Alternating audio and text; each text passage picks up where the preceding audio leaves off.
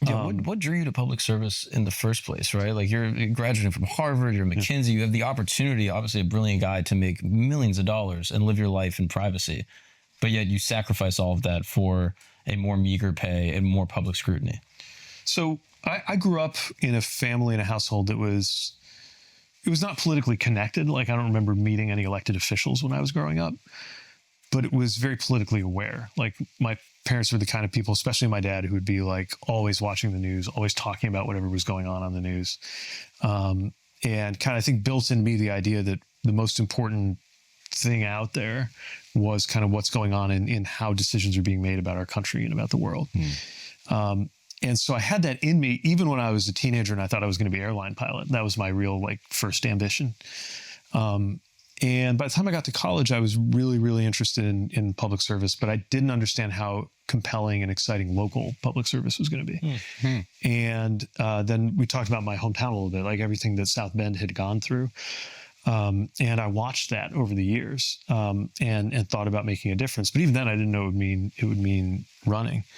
But by the time I was at McKinsey, which, you know, it's very, maybe comfortable is the wrong word because you work very hard there, but like it's very like nice job in a lot of ways. It's good pay. I'm definitely more, I was making 6 figures out of grad school. Like it was good money. And, you know, flying to all these interesting places, working on interesting stuff. But within a year or two, I figured out that, like I remember one time I was working on this kind of interesting, complicated set of problems about like grocery pricing. And I was running this database and doing my job. And it was intellectually interesting, but the more I got into it, I remember this moment where I got up to get a cup of coffee and I just had this thought hit me that was like, I don't care. And once I realized that like at some deeper level, I cared about doing a good job, but I didn't like viscerally care that like this company that we were consulting for would go on to do better than its competitors, right? Like that was not what propelled me.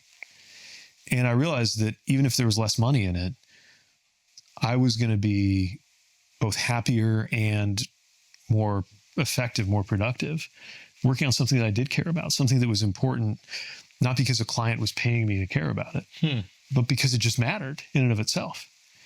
And then, I don't want to get into like the entire long story, but we talked earlier about Kokomo, Indiana, Howard County.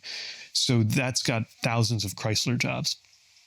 And while I was having this struggle at McKinsey over whether I really wanted to keep being a consultant or not, I saw that the state treasurer of my home state of Indiana was, for very like ideological reasons, trying to block the Obama administration from saving Chrysler. So the auto company was about to go under. All of them were, the administration intervened and they figured out a way to basically bail out and save these auto companies so they get back on their feet and keep employing thousands and thousands of people across the country. And because I grew up in South Bend where an auto company had collapsed, and because I had visited Kokomo where there was an auto company that hadn't collapsed, but I knew what would happen if it did. I was really, really fired up about this guy, the Indiana state treasurer, going all the way to the Supreme Court, trying to sue to stop those companies from being saved. And there's a whole crazy legal theory of how he got to be the one to do it. But what he was really doing was politically, and obviously state treasurers are not very prominent, but he picked this big fight with Obama and it got him on TV and it was kind of a political maneuver. I see. And I thought like the state treasurer should be the most boring job in government, right? You shouldn't be like out on crusades, especially ones that if you get your way, it would destroy auto jobs in a place that counts on them. So I started asking who's going to run against this guy. And this is 2010. It turned out like nobody in my party was going to run against him. Probably because everybody correctly figured out that a midterm election in a state like Indiana for a down ballot, like obscure race, like running for state treasurer, like you're probably going to get crushed. And I ran and I got crushed. But I learned everything there was to learn about kind of campaigns. I went to all these chicken dinners in 90 counties in Indiana and shook hands and introduced myself and tried to explain why I thought that there needed to be a different approach in that office. And then as soon as that ended and I got beat and I was figuring out what to do next, was I going to go back to the firm or get another job? That was when the longest serving mayor in the history of my city said he wasn't going to run again. And all those conversations that I'd been having over beers with like buddies from high school after we'd grown up and mostly moved out, because we all got the message that like success meant moving out. Yep.